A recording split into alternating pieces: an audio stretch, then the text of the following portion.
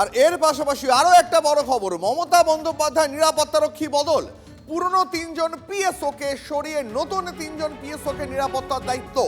পুরনো নিরাপত্তারক্ষী সরানোয় ক্ষুব্ধ মমতা, একথা জানিয়েছেন খোদ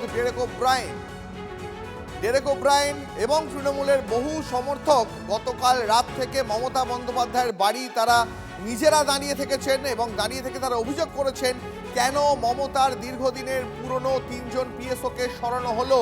নতুন 3জন পিএসও কে নিরাপত্তার দায়িত্ব দেওয়া হয়েছে। পুরনো নিরাপত্তারক্ষীকে সরানোয় ক্ষুব্ধ মমতা, দাবি করেছেন খোদ ডেরেক ওব্রায়েন। মমতাদির পিএসও যারা আছে তিনজন প্রায় 20 বছরেরও বেশি, যখন উনি ফার্স্ট এমপি হয়েছেন ওদের 7টার সময় অফিসে ডাকা হয়েছে। আর আমাদের যা খবর, they have been removed, PSO removed, ঠিক আছে। তারপর আমি এখানে আসি কারণ আমি বিকেলবেলা চলে গেছি, আমার গাড়ি পাক করা হয়েছিল এখানে।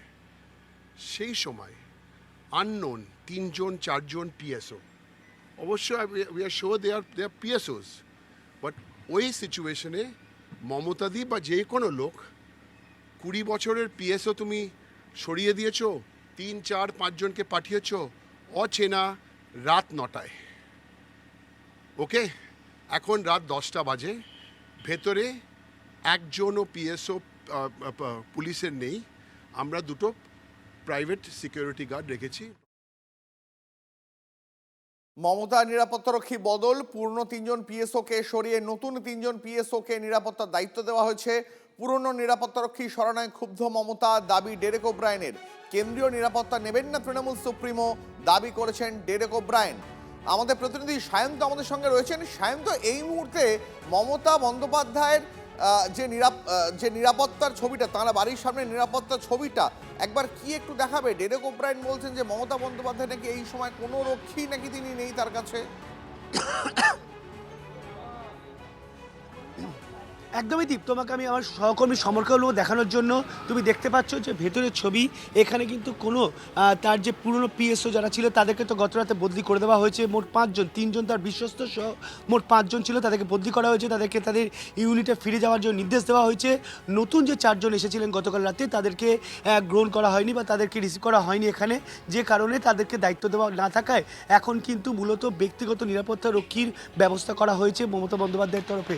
এবং তুমি দেখতে পাচ্ছ যে মমতা বন্দ্যোপাধ্যায়ের যেখানে মূলত প্রবেশের জায়গা, সেখানে পর্দা টাঙিয়ে দেওয়া হয়েছে। আমি আমার সহকর্মী সমরকে বলবো দেখার জন্য, পর্দা টাঙিয়ে দেওয়া হয়েছে যাতে সেখান থেকেও কোনোভাবে মমতা বন্দ্যোপাধ্যায়ের বাড়ির বা উঠোনের বাড়ির অন্দরমহল সেটা যাতে না দেখা যেতে পারে।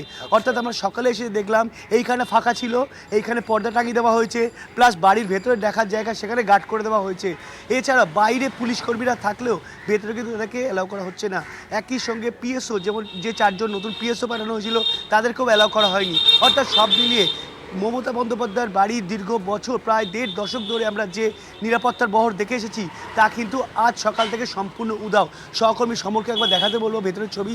তুমি দেখতে পাচ্ছ ফাঁকা পুরো, এবং এখানেই কিন্তু মূলত পিএসও দায়িত্ব থাকতো এবং ভেতরে পিএসওরা দায়িত্ব রাখা হয়েছে। আমি বলতে চাইছি, তুমি তো এর আগে বহুবার এই একই জায়গা থেকে রিপোর্টিং করেছো, এরকম চাদর দিয়ে কখনো এর আগে ঢেকে রাখা ছিল না, তাই তো? একদমই ছিল না দীপ। আমি সকালে যখন এসেছি তখন এটা ফাঁকা ছিল। এই 5 থেকে 10 মিনিট হয়েছে এই পর্দাটিকে টাঙানো হলো, এবং আমার সহকর্মী সমরের ক্যামেরায় তা ধরা পড়েছে যে এইখান থেকে মূলত ভেতরে অন্দরমহলটা দেখা যেত।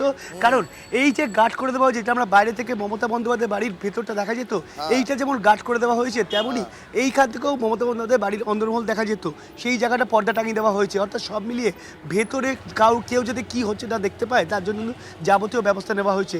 একই সঙ্গে ব্যক্তিগত নিরাপত্তারক্ষী রাখা হয়েছে, বাইরে পুলিশ কর্মীরা তারা দায়িত্বে রয়েছেন, পিএসওরা রয়েছেন, কিন্তু ভেতরে কাউকে প্রবেশ করতে দেওয়া হয়নি। অনেক ধন্যবাদ।